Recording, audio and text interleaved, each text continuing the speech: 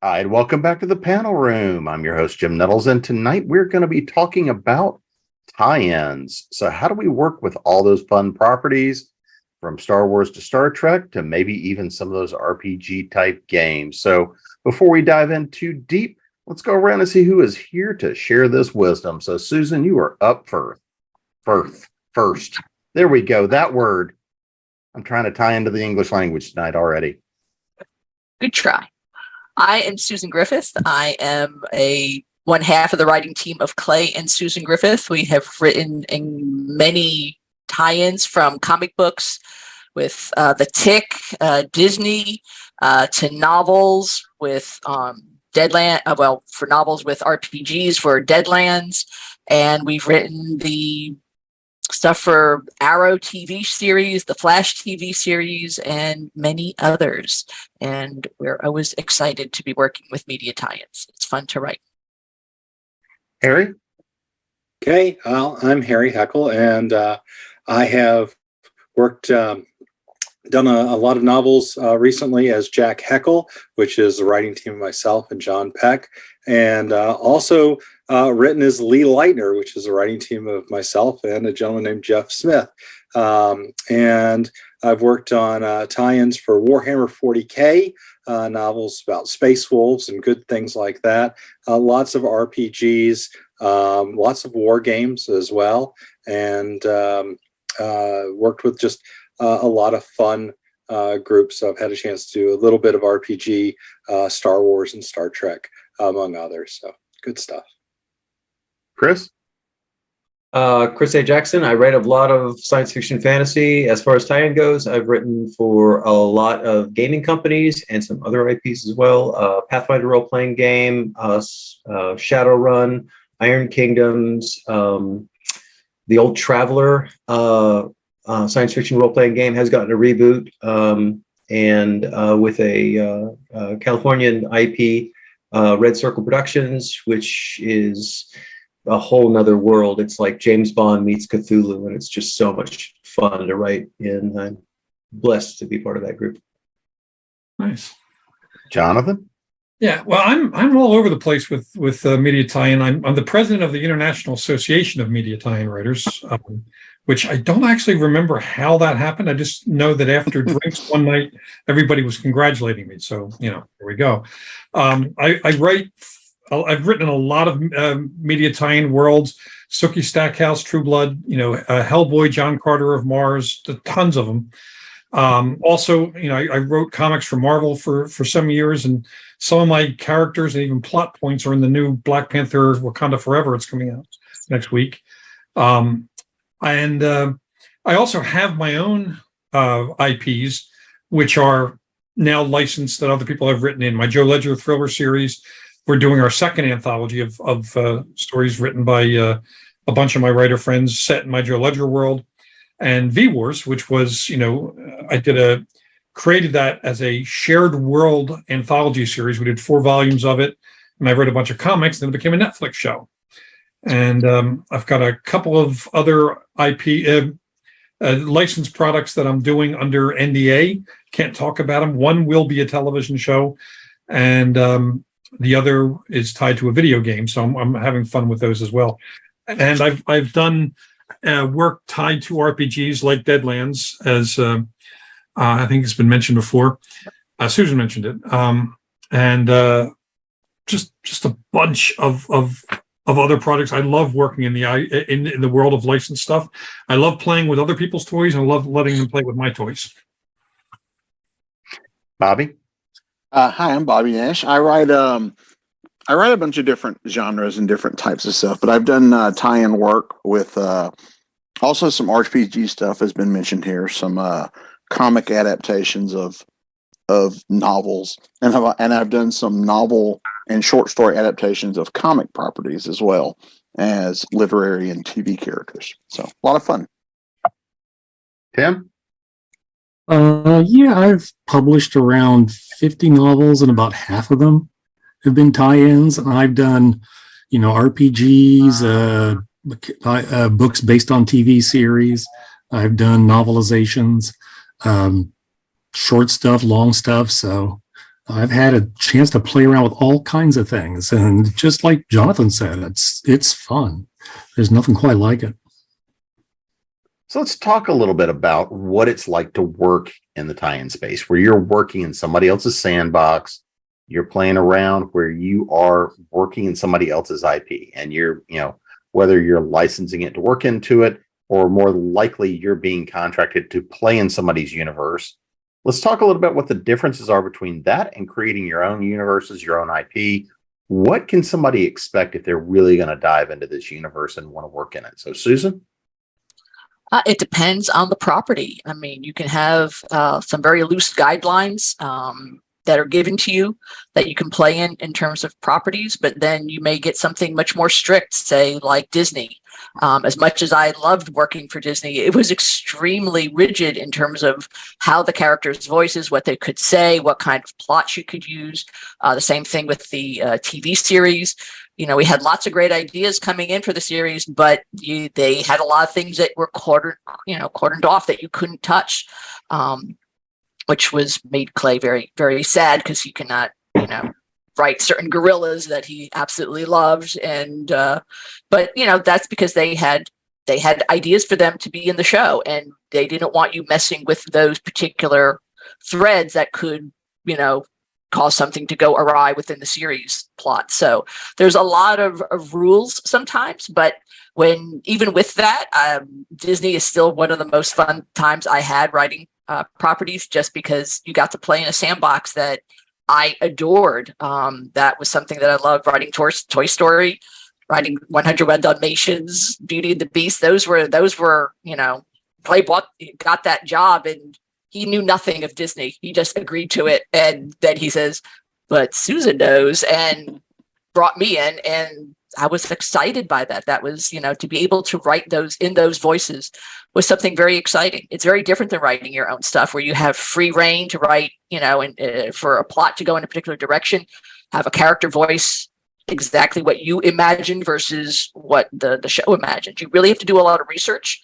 You have to do a lot of prep work. It's not something that you can just dive in and give your own ideas. Other people have rules and structures for the most part, and you have to follow them. I mean, same thing with RPGs.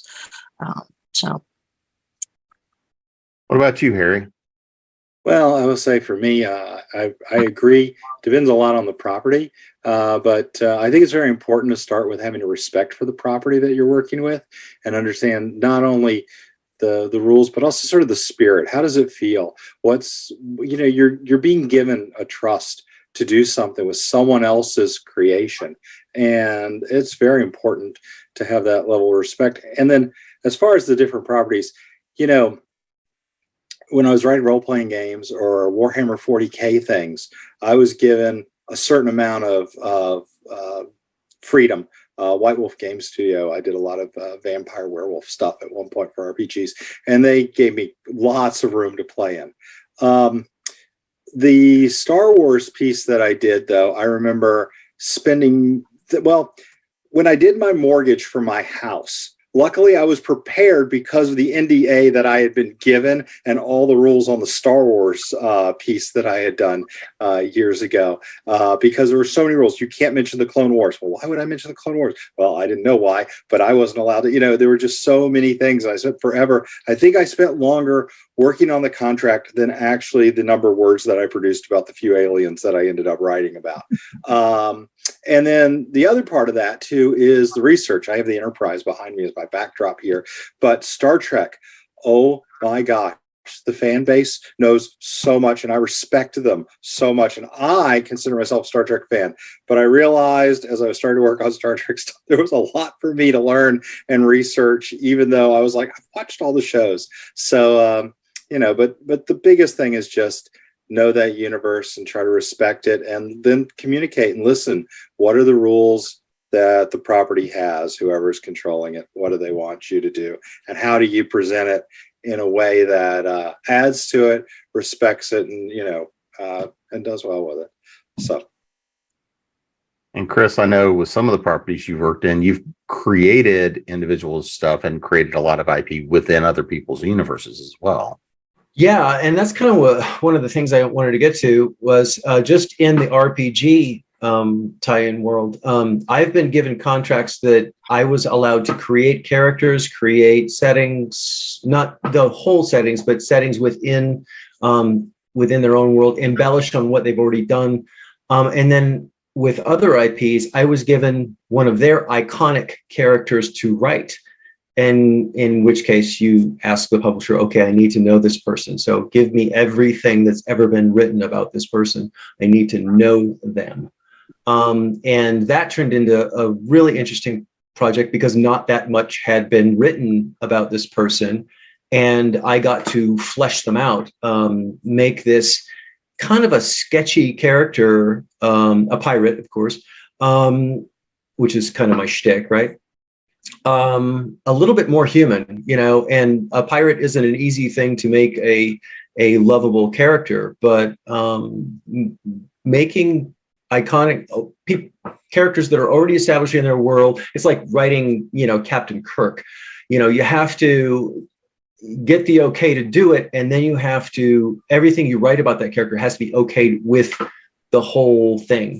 All the editors go through it and said, well, they wouldn't say this about her that way, blah, blah, blah, blah, blah. Okay, great. And you have to be fluid. You have to be willing to do things their way because, hey, it is their sandbox. You cannot break the toys. You cannot disrespect their world. And at the same time, what Harry was saying is you have to walk in respecting the world. And you also have to know, if this is something that's a little bit over your head, just being able to walk away and say, look, this is kind of, I'm not that familiar with the world. And if you're looking at like seriously a 3-month learning curve to write a novella or short story, you have to ask yourself, is it worth it to me?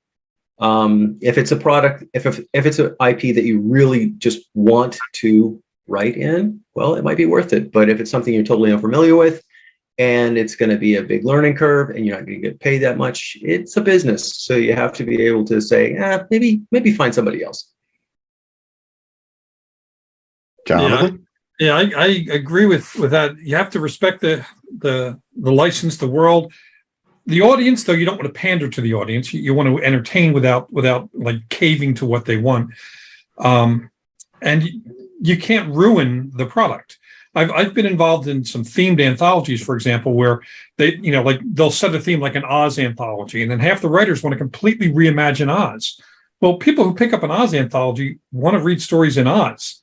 They don't want a completely revisionist version of it unless the purpose of the anthology is revisionism. And it's generally not if they're going with beloved character setup or world. Novels are different. I mean, you're alone. You're the god of the universe. The only person you have to justify it to at some point is your editor. And even then, you don't have to take the changes your editor suggests. You can pick hills to die on. The relationship between you and the material varies greatly. The very first media tie-in project I got was the novelization of The Wolfman, the Benicio del Toro remake of it. And of course, I'm a horror geek, so I know all the werewolf films and all that. But I didn't know this version of it. And it's not like they let you watch the movie and then write the book. You get the script, and sometimes that's all you get. You may not get even production stills. You may not get notes, and then you may not even have someone to ask many questions of. Like with Wolfman, they let me write, and then when I turned in a manuscript, they gave me notes. So, and I didn't know how the actors are going to inflect.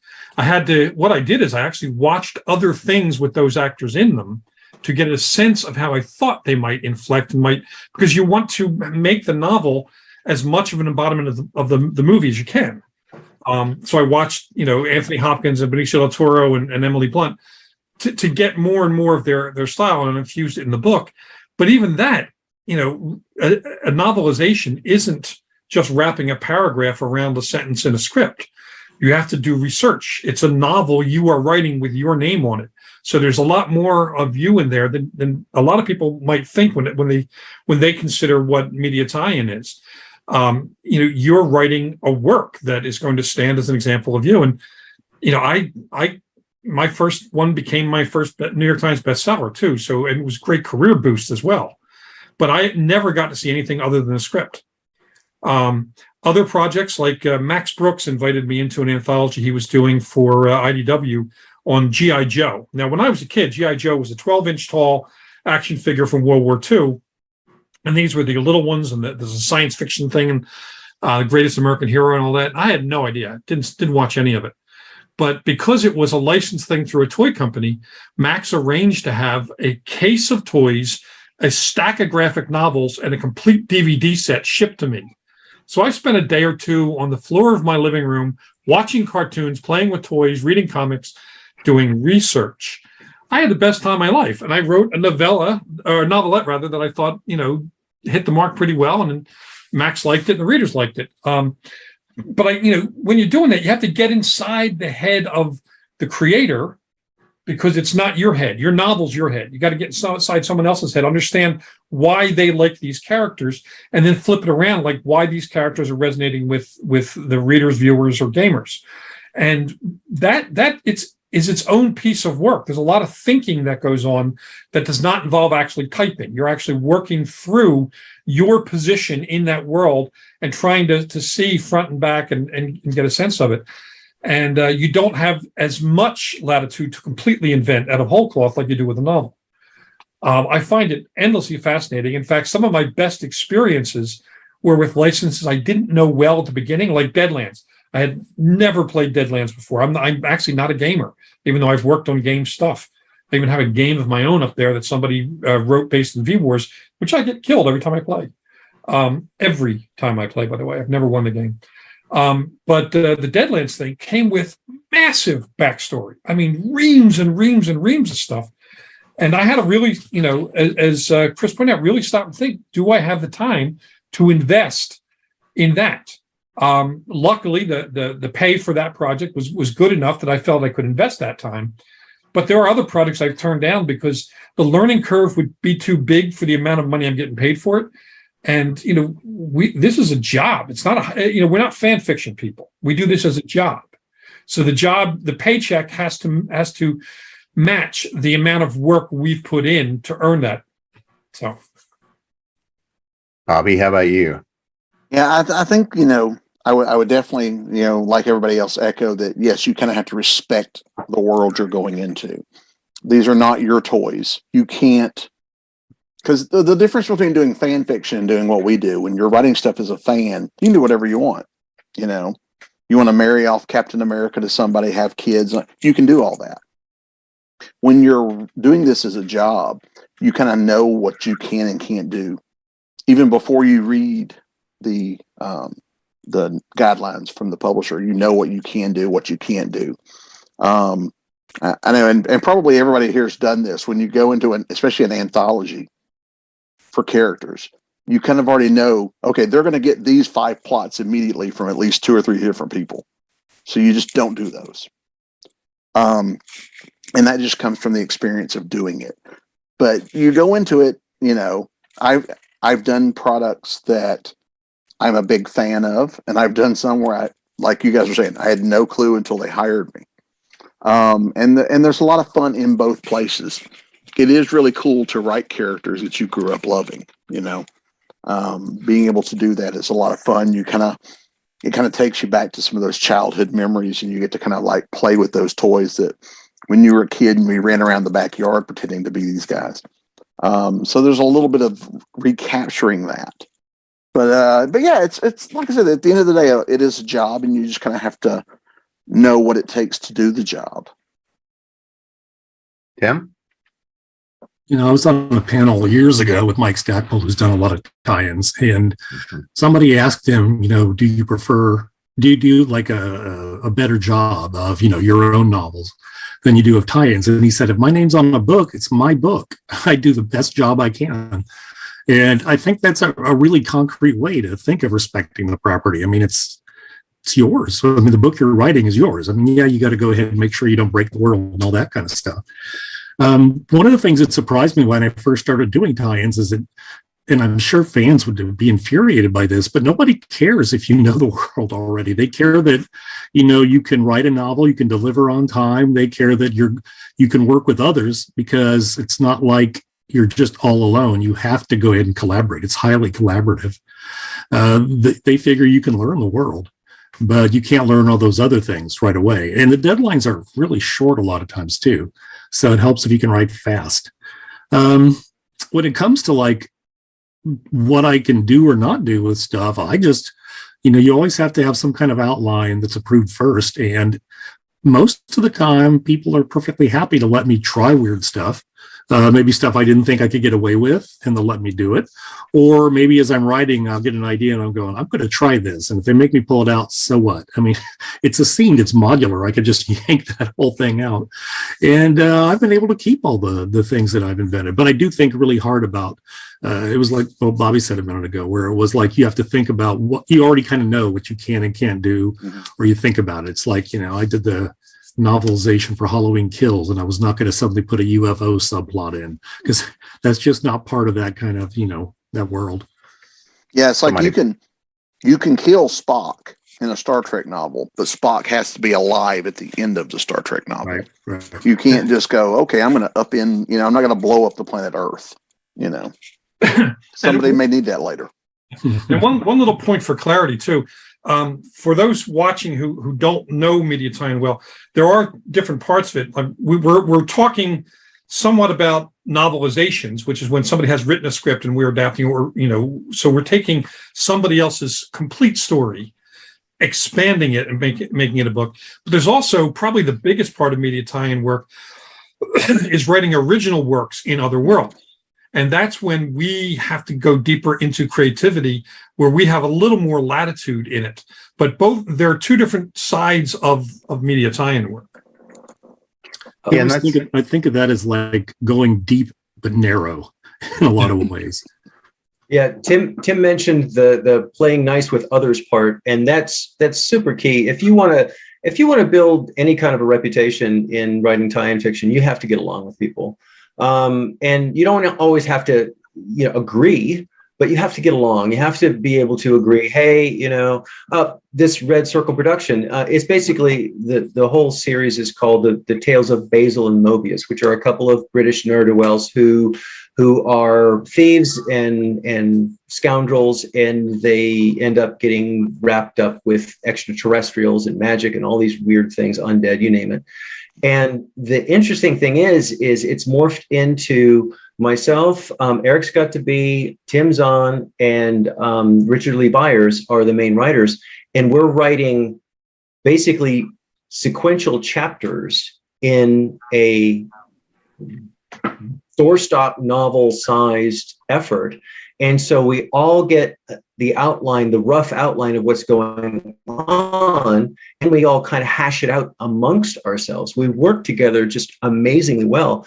And, I bend to any breeze that blows. So if Eric writes something, I'll play off of that. And if Tim writes something, I'll play off of that. But it's just an amazing effort. And, but it's all around these same two characters and all the little quirks that have happened over the last 10 years of the franchise. And it's just so much fun. But being able to work with people like that side by side and get along is really makes the effort that much more satisfying. Yeah. Well, let's actually dive a little bit into the idea of creativity with tie-in products, because I think we've got a wide swath here of the different kinds of projects and things that we're going to deal with. So if we go with that assumption of, we're either building an IP or we're working in somebody else's sandbox, a shared world, shared sandbox, what is it like to do that level of research and really be prepared? And, and of course, that's going to depend on what you're having to do as to how much research may be involved. And number two, how often are you getting a good solid project Bible? How often are you getting something that gives you a good solid understanding of the material, especially if it's a project or a world you've not been that involved in? So Harry, how about you? Well, I was going to say, I've been very fortunate in that most of the groups I've worked at, it's, not quite as cool as what Jonathan was mentioning, because I really want to get the box of toys as well as the DVDs. But usually, if you just ask and you just communicate, they want you to write something good. You're being asked to write something because someone believes in you and thinks that you can do a good job for whatever reason. And if you need something, you just ask. And I've found most people are very good. Now, they may not give you everything you want, but they're very comfortable usually, going, hey, you need some material to look at? Fantastic. We'll send you some stuff. You want a toy so that you can like hold a 3D version of the character you're going to write, which, by the way, is awesomely cool. And I highly recommend that just for inspiration. You can do that too. So, I've always had very good experiences, and it really is about that communication and collaboration, like Chris was saying, and just everyone's been saying, is just if you need something, just ask and talk to them and just be very upfront with the people you're working with. Hey, this is where I am, or, I got to this point. I just don't understand what this spaceship looks like. Do you have one? Could I look at it? I saw a still of it, but I don't know what it looks like in 3D. Where can I go? And usually they'll help you out there. Chris? Yeah, definitely. You need to know the toys that you're playing with. Only once have I ever not gotten something that I asked for. And that was one of those things that there was going to be at least 3 month learning curve.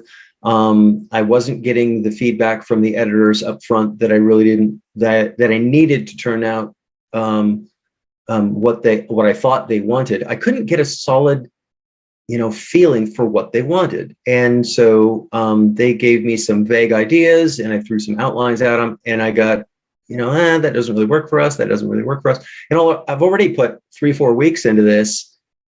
And it's like, okay, this isn't working. Guys, I appreciate the offer. I would love to, but this isn't working for me. So, I walked away. But as far as the creativity thing goes, I mean, I've done things in RPG tie-ins that just hadn't really been done until I did them. I did an interspecies romance for Pathfinder, and people loved it. I did a steampunk on steroids submarine for Iron Kingdoms that they didn't have one in their world, and I got to make one. So that was balls fun. I patterned it after a Civil War era submarine, right down to manual propulsion for silence, and those things were death traps, by the way. But the creativity's all in there. I really just love playing with all the toys and being able to embellish, add something to the sandbox without taking anything away. And Jonathan, I'd like to know a little bit about letting other people come in and play in your sandbox and how that plays with your creativity on building those worlds. Well, with V-Wars, the whole thing was structured that way. So I love shared worlds, always have. I've read a whole bunch of them. Different people started with Michael Moorcock letting people play with the Jerry Cornelius character way back in the 70s. But like with V-Wars, when it was structured, it was supposed to be an anthology. They wanted me to do an anthology, and I wanted to make it more interactive. It was my very first anthology. So I wrote about a 45,000 word short novel and broke it up into sections and left, slots for field reports from different writers as this outbreak was happening. That's the centerpiece of the story. And I specifically asked the writers to do stories about how the outbreak was affecting some area of the country not covered in my framing novel. I wanted them to be able to tell their stories. And as a result, they created characters and situations that, even though I created a Bible that they had to stay within, it wasn't so rigid that they couldn't add some things. There were some lines they couldn't cross. We dealt with a plague that allows to turn people into vampires, but it's genetic, not supernatural. Some people would want to go supernatural, and we'd have to say no. You really have to stick with genetics, and But at the same time, they're turning into vampires, and there are over 800 species of vampires in different world folklores. So the writers had a great chance to be able to say, "Oh, I want to do one. Like I'm from this culture. I live, on this Native American reservation or whatever. Let me draw on that." And that made the story richer. So I encourage them to take a lot of risks and be a little more free. With the Joe Ledger thriller series, I mean, it's a series of, I'm actually writing a 13th novel now. I got 2 more sold to write. The Bible for that was actually created by fans. Some fans reached out to me some years ago and asked if they could create a nonfiction companion book for it. I'm like, please, yes, because I wish I had that. And I consult that book all the time, but so do the people who are writing stories in the Joe Ledger world, because it's, it's a nice big piece of material for them to use. And often what will happen is you get writers who they don't necessarily want to tackle the main character because there's a very specific voice. So what they'll do is they'll focus on supporting characters in the world, which is wonderful because it fleshes that world out for the readers and for myself. And those points of view are completely different. Like, for example, in the next Joe Ledger anthology, the author Heather Graham, a huge best-selling author, wants to write a story about my character's dog from the point of view of the dog. I'm all in on that. I got to read that. So that's the sort of stuff that's fun. Now, on the flip side of that, there are times when you work with a company and they don't really provide you a lot of support. You think they would, but they don't always. We worked with during the process of Disney buying the Aliens, Fox and the Aliens model. We were Brian Schmidt and I were doing the Aliens versus Predator anthology. And, the Fox people were kind of listless about helping because they were losing the license, essentially. I mean, Disney was taking it over. The Disney people didn't know the license very well. So it was suggested to us to look at fan wikis. And we got the most accurate information from fan wikis. And there are tons of them. And Marvel, when you write for Marvel, they give you nothing. They give you no access to back materials. No database, they leave it to you to research the character and write it. And that's a real challenge because my first comic second comic for Marvel was a Punisher thing. And I hadn't read Punisher since the 80s. So I had no idea what had happened to the character since. I wound up buying a whole bunch of graphic novels and read it. But the trick for me, and this is kind of like a reverse of what I do, is I reached out to the writers through social media who had written those other comics. And we started chatting about their takes on the Punisher. And that not only created a bit of a community, it also opened up relationships for some of those writers I have since brought into my other anthologies. So somebody out there knows enough about it. If you don't, I mean, if it's your license, you have to be the arbiter of what's real and not. But if it's somebody else's world, there are fans, like super fans out there who know more about it than we do, and God bless them, every one. Bobby? Yeah, no, that's absolutely right. And the bigger the project you do, or something that has that big a fan base, they know. If you mess up, they know. And X-Files, by the way, is a great example of that. Yeah. And so when, I've had other people write my characters, and I know that it's equal parts exciting and terrifying, because you're excited to see what other people how they're going to handle it.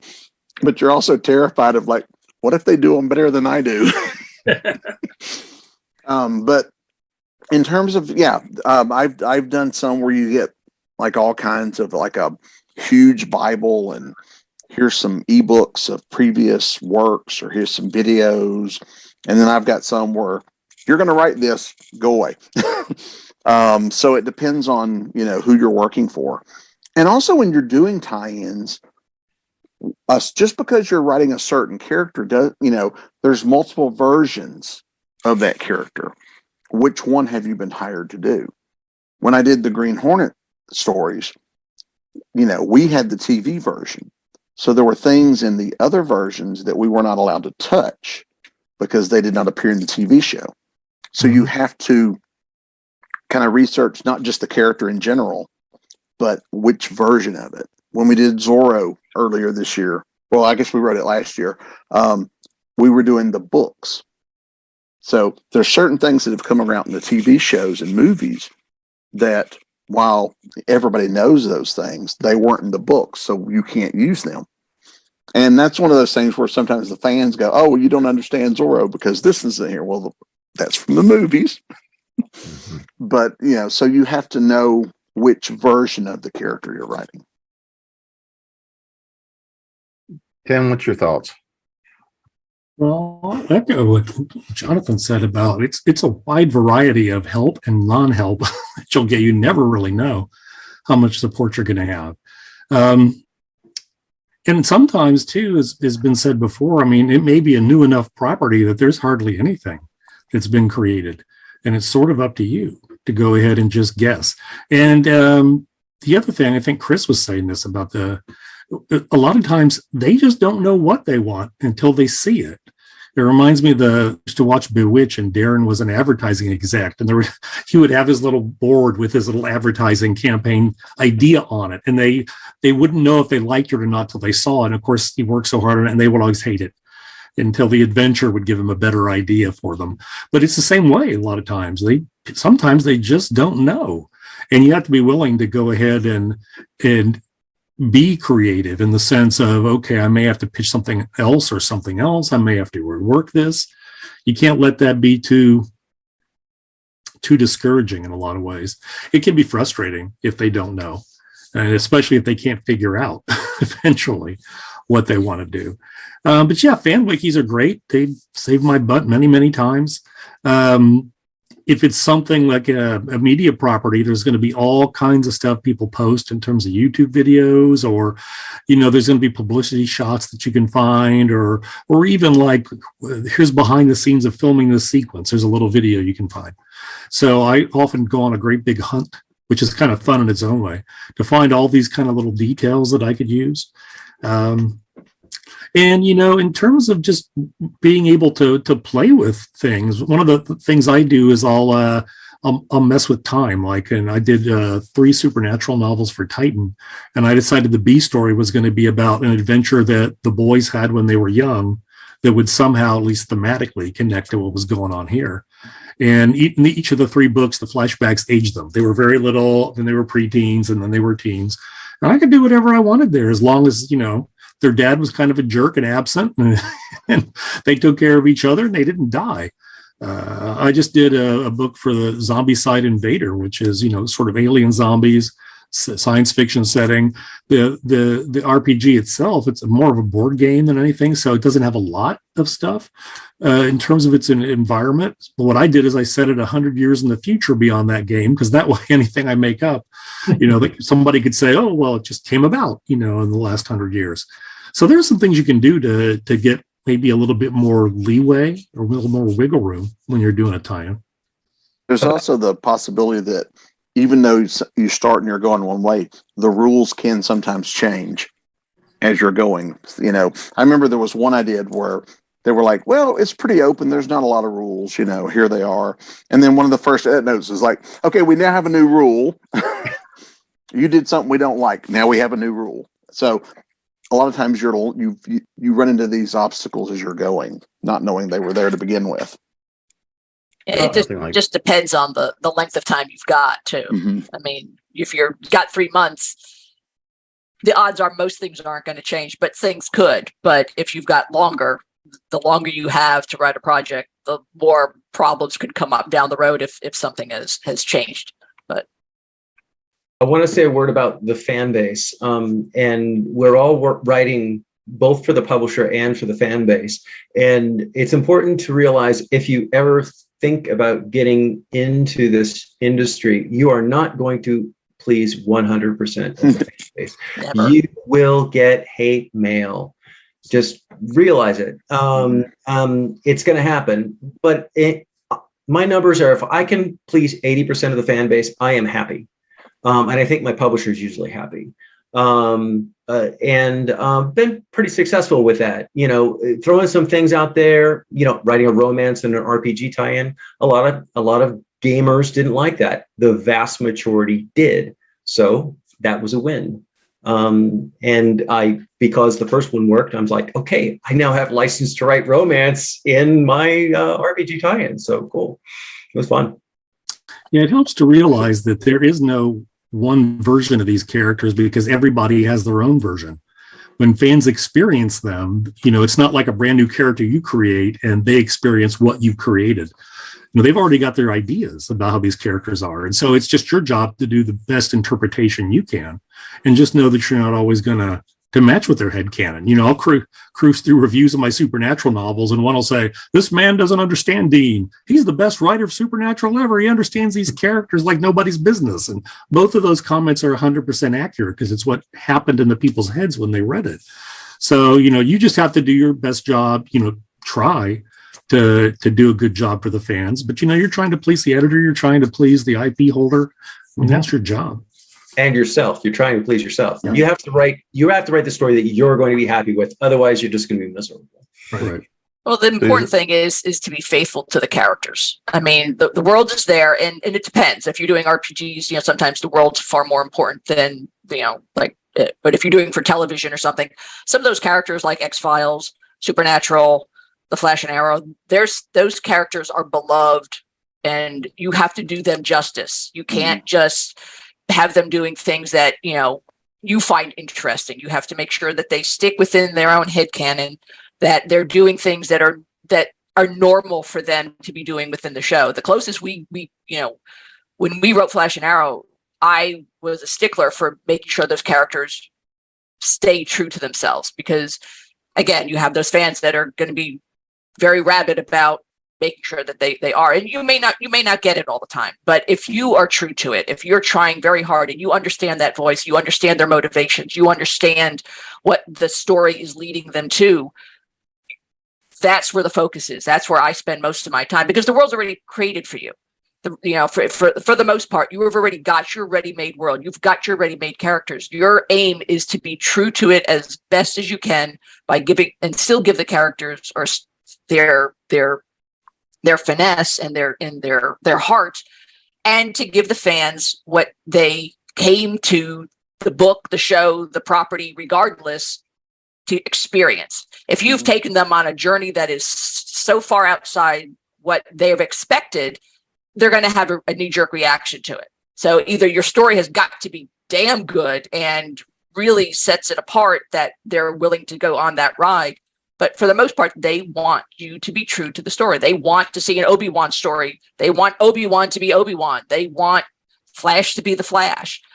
So you really have to kind of focus in on the characters. To me, that's the heart and soul of a lot of media tie-ins, except when you got with gaming or you've got RPG. Then you have a little bit more leeway to really branch out and have that creativity that you're really looking for. But I can find creativity within a regular property like, Supernatural or X-Files or whatever, because, I think about it all the time. I'm constantly writing episodes in my head for everything. It doesn't make a difference, because if I love that show, I'm doing exactly what those fans are doing. And what your job is to make those shows come alive for them in a new format, in a new story. And you can use anything you can. And also, there's an evolving relationship with license holders that isn't as common, but it does happen. A good example, one of the NDA things I'm working on, there had been a pretty successful science fiction movie some years ago, and they hired me to write prequel novels to kind of help gloss over some of the plot holes that were in that movie. And there were a couple. So I wrote some prequel novels for it, not yet published, because right after I wrote the prequel novels, they decided the company that put out the film wanted to explore doing a television show. So they brought back the original screenwriter to do a prequel television show. Well, I had already written prequel novels. So, we had to have a lot of conversations. Luckily, they put us in the room for those conversations.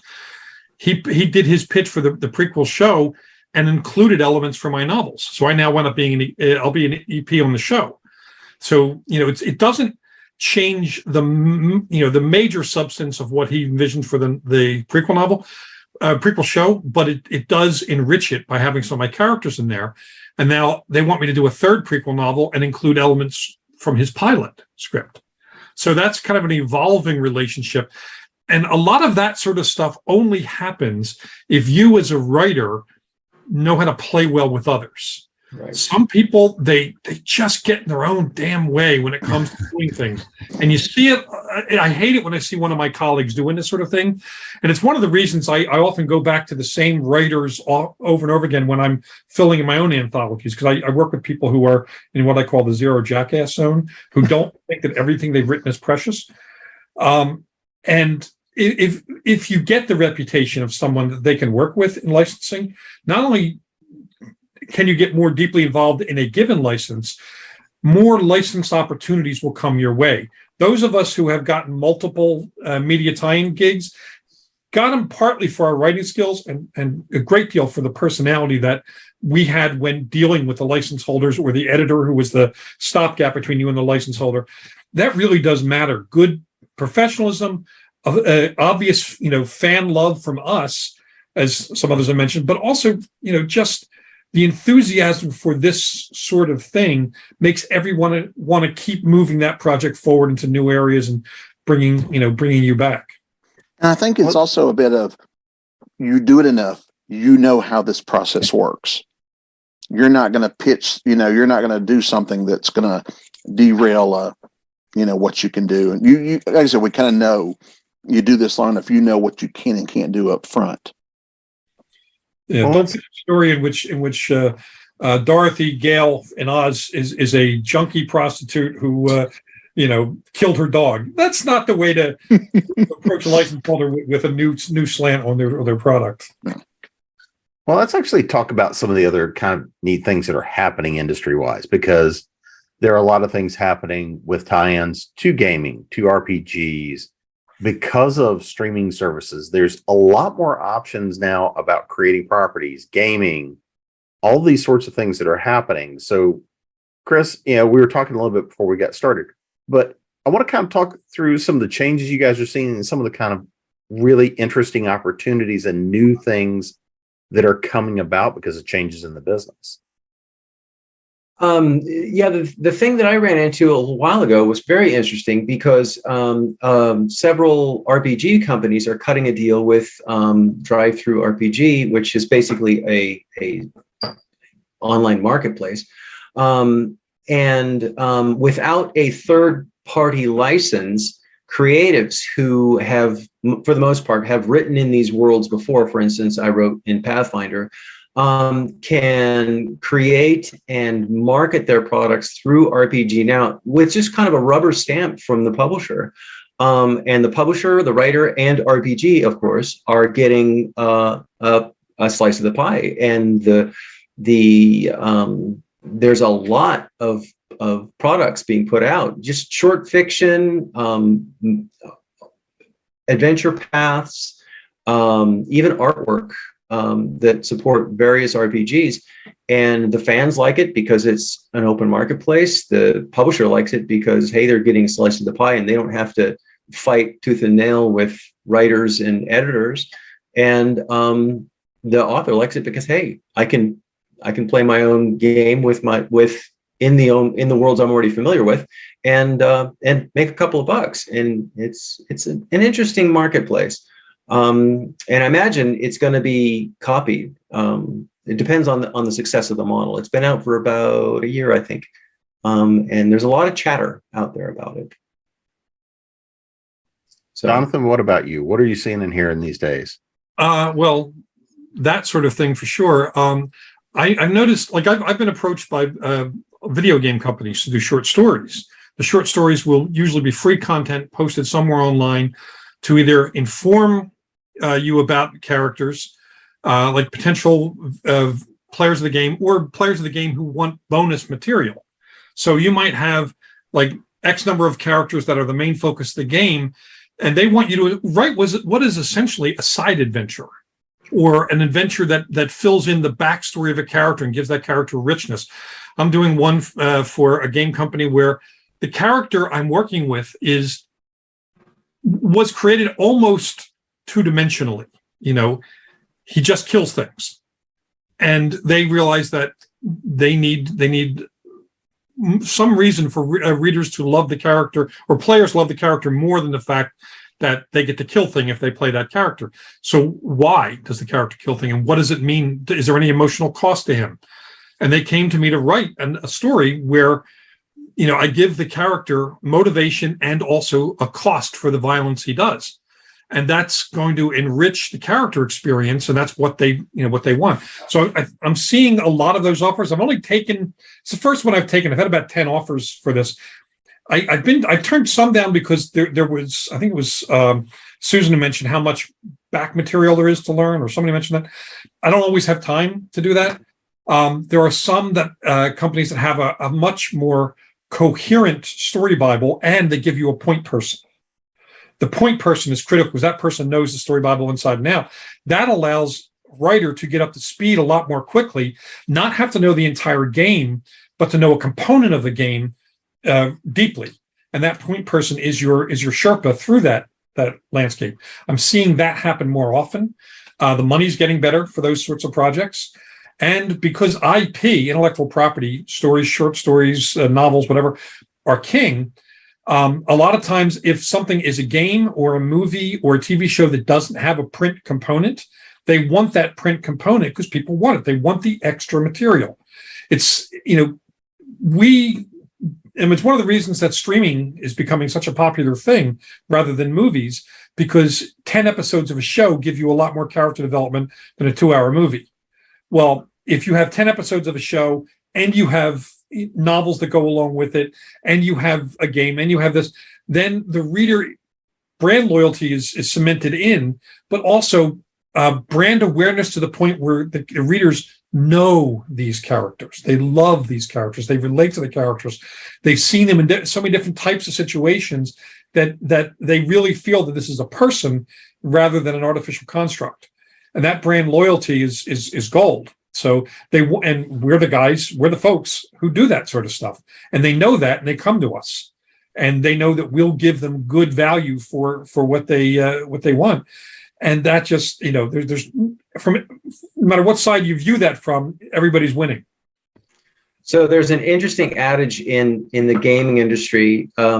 Even games that aren't RPGs are RPGs. I don't care if you're playing Minecraft or a first-person shooter or whatever. If you're a gamer, if you're really into this game, you want to know this character's backstory. I'm personally right now addicted to World War Z Aftermath, which is a first-person shooter zombie game. But they've got 4 characters for each little scenario that they throw out there, and there are dozens of scenarios.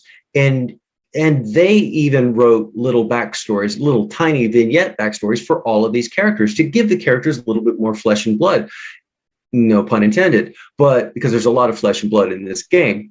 But I would love, give my eye teeth to write like novellas of each one of these characters. I think it would just be a ball, because I'm addicted to the game. I know who these people are now. And as a fan and a writer, that's damn, sign me up. Pitch it. Bobby? I'd love to. Oh, yeah. Yeah. I'm seeing more of a closer tie between the tie-in and what they're tying into.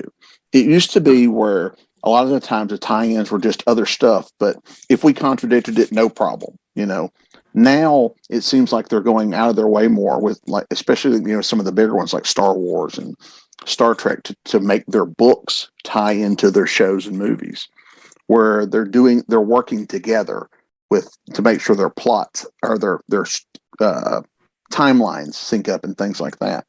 So I'm seeing more of that, where it's not just considered an extra part; it's part of the IP, not just a secondary thing. It's part of it. And I think that has worked pretty well. Well, and I think when we look at things like Disney and the number of properties they're putting out, especially in both the Marvel and the Star Wars universe, when you are working with a lot of properties that all have to play fair together and keep some degree of canon at least, I think that's one of those things that's going to become more and more challenging. Yeah. And actually, to that point, with certain projects, I know myself as an editor and some of the other editors I know, we won't take on an anthology project tied to a license if the stories are not going to be canon. I had that conversation with Chris Carter when I did the X-Files anthologies. I had it with Fox when I did the Aliens versus Predator. If they weren't going to be canon, the writers wouldn't be as enthused and the fans wouldn't be as enthused. Yes, we love Elseworlds and what if stories, but we also really love stories that flesh out the actual world. Mm-hmm. Tim?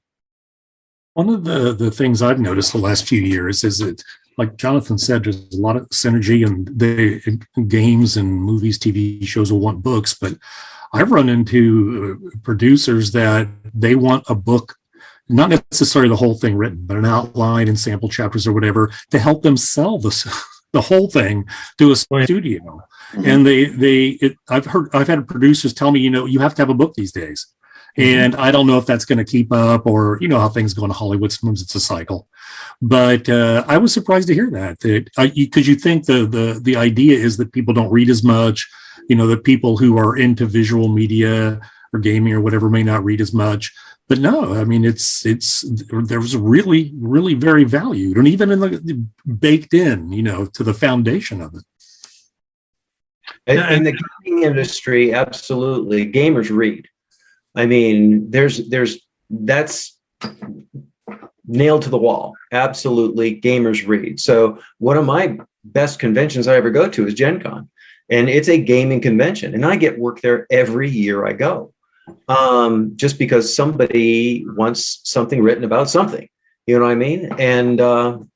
And so yeah, there's a lot more reading going on out there than people think. Mm-hmm. And you also have Kickstarters too, where people are creating their new worlds, and they want to add to it. They want to have these bonus options within the Kickstarter programs, which is usually short stories or a comic book, or if it's a web comic. There's lots of new material coming up, so there's lots of opportunities there as well to play in other people's universes. Again, you're going to have to learn it. You're going to have to be aware of what those properties are in order to write a qualified story for it. But we just wrote one for Luander's Throne and Bone series, and it's a whole new gaming system, and it was great to play in it. And that was for the Kickstarter. There's going to be for if you got to a certain percentage, you're going to get the short story novels that play within that gaming world. So there's lots of opportunities in that regard. I've also seen publishers. We got asked to do the Crown and Keys series, which was part of a multimedia production from the publisher, where they had this all planned out. It didn't come to fruition, but they had TV series, they had comic books, and we were supposed to be like fourth in the line, and nothing came from before that, and suddenly we were like, they go, well, actually, we're going to just go ahead with the novels first, and I'm like, well, we were expecting to be third or fourth in line, so we had to rechange everything. But there's a lot of those people who are those publishers that are trying to come up with their own multimedia production and get a little bit of the slice of the pie, and get a little bit of touch all the franchises, which would be comic books, movies, TVs, TV series, everything. So there's multimedia tie-ins are a big thing right now. They want to touch all the branches and get, so there's lots of opportunity.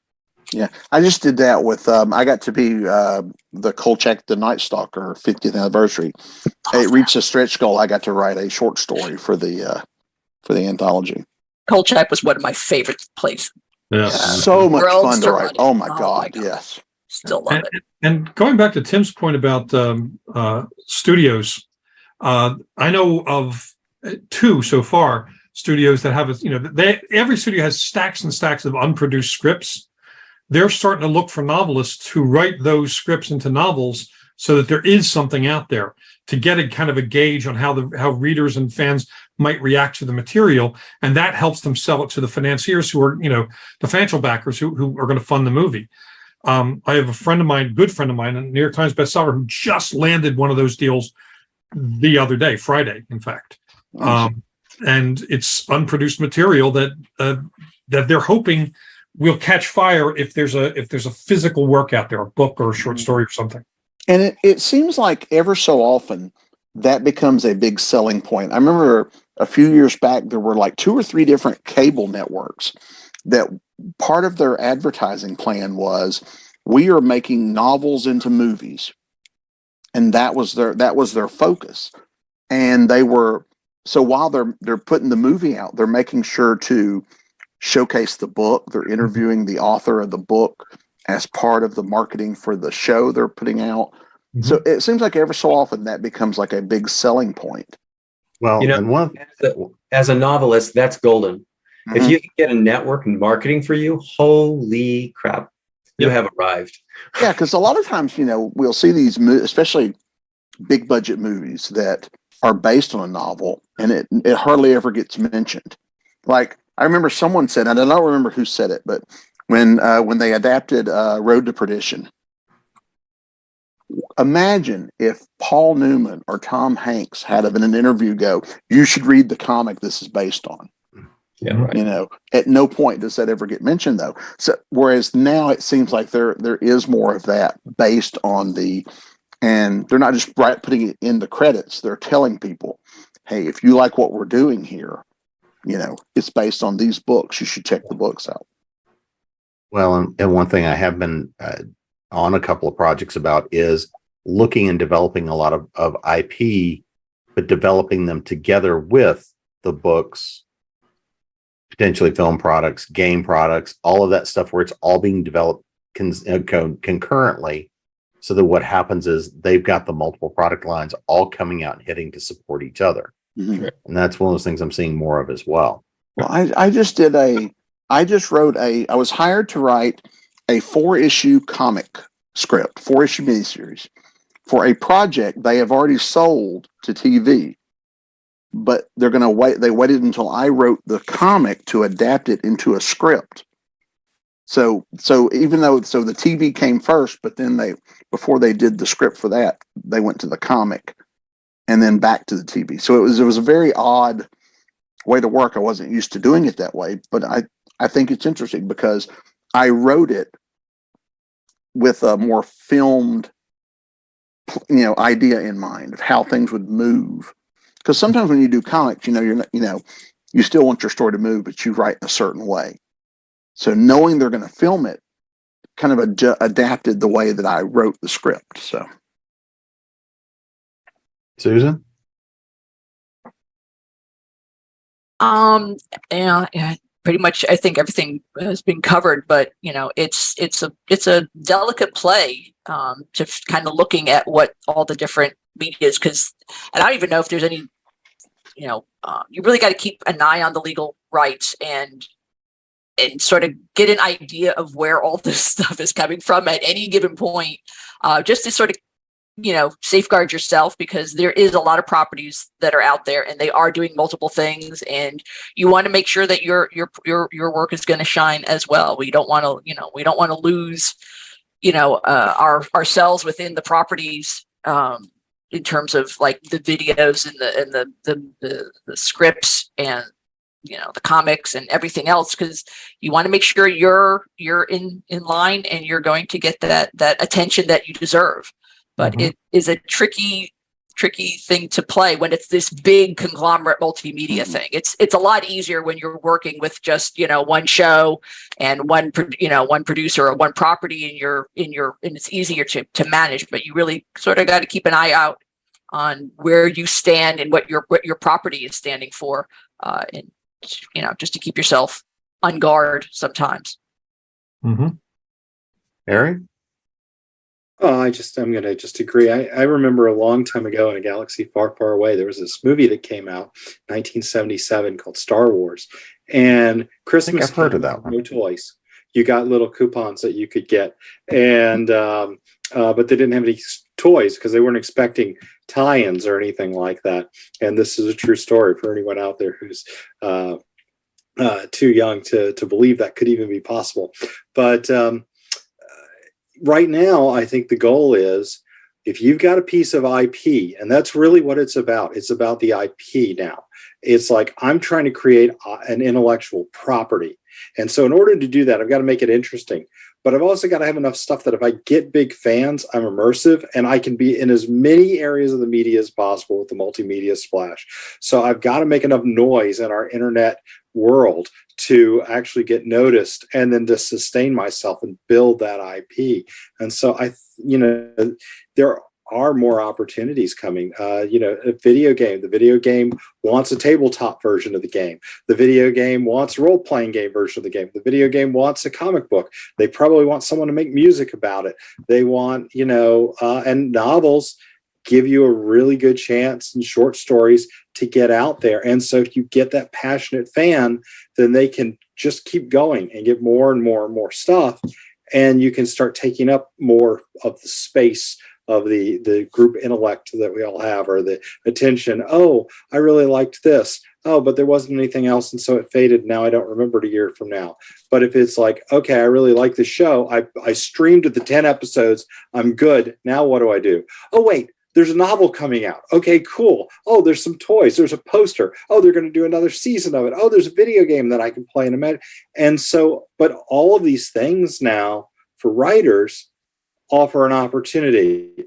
That tabletop board game I talked about, they're going to have fiction in there. They're going to have descriptions. They're going to have pieces of that. I've done some of that.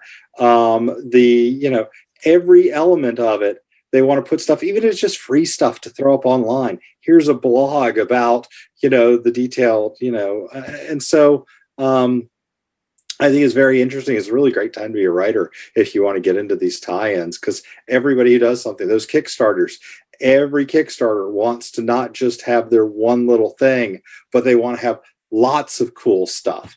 And, and there's a lot of games that are very similar. And it's really, what do I want? What can I imagine myself in? And Chris, I'm going to compliment you because you got me buying little tiny pirates from Privateer Press. So somebody named Phineas something or the other. Phineas Shea, I know, I remember. But anyway, thank you. Because that was really exciting to read stories about these characters and then make a decision based on those stories. So.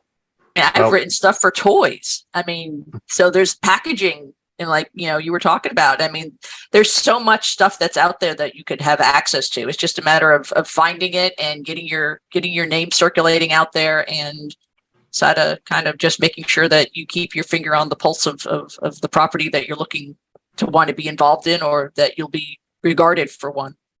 Yeah, because and when you adapt to movie adaptations, we've got the novel. There's usually a junior novel.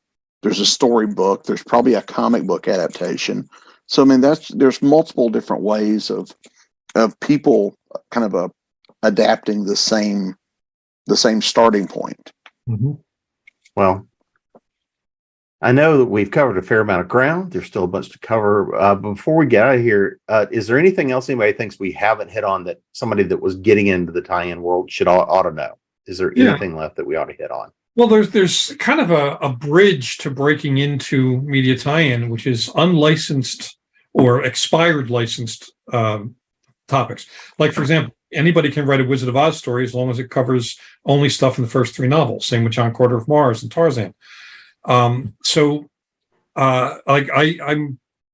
with the media tie-in organization, the International Association, we just did a Kickstarter to fund a tie-in anthology of mashups where it's like, could be Captain Nemo and Dracula, for example.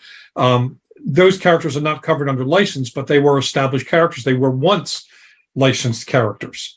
So getting involved in those types of anthologies is often a great way for someone to break in, to work with a professional editor, to aspire to professional level, because often those anthologies, even if they're lower budget, will still have a couple of experienced writers anchoring it. And, I remember when I was first, starting out in this biz, if I was in one of those anthologies, I would shoot towards something that I feel could hold its own in the same range as the marquee names on the cover. That's a great way to get in there. You get to work with someone else's product. You get edited. You get to see in the same product how other writers have interpreted the same set of guidelines. And so you get to get a really good grasp of the elasticity of almost any license. There's so many different directions you can go in. You see the different interpretive voices that happen within that. And you can then add your own voice. And because the marquee names will draw, as well as the name of the license or the expired license, will draw people to it. So if for example, it's a Wizard of Oz anthology, you might have some real killer names that will attract the audience, but that audience will read your story as well. And now if they like your story, if you've put your heart and soul into it, good piece of writing, they say, what else has this writer done?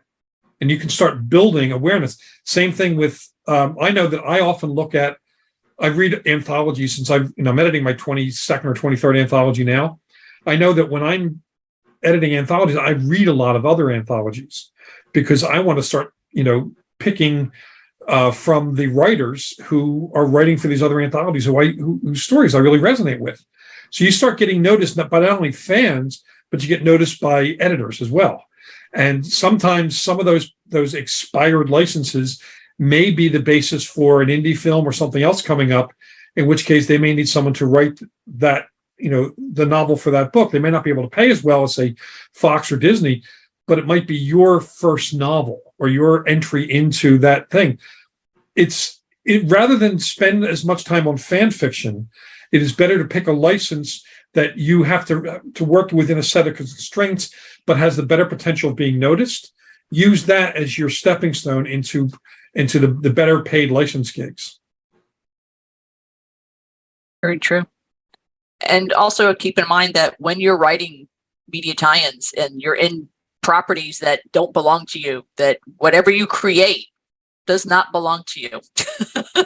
If that includes new characters, that includes new locations, new concepts, all that is given to the property, and you have to be okay with that. And for the most part, most of us media tie-in writers we're pretty well versed into how that works. And if you're in Star Wars, though, you create something, it's theirs, and you may not get residual. Sometimes you will get some recognition. It just all depends.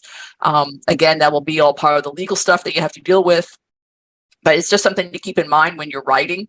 If you get a really good property and that it's something that is much more rigid, it will not belong to you, and you have to be willing to let that go and accept that fact. And it's still a great place to be. You still might have created a character that is, unique and different and people love, but it may not belong to you. But at least you've left your mark somewhere. But just always keep in mind that, and to find out if there's any legality to kind of cover those kind of things. Go ahead, Chris.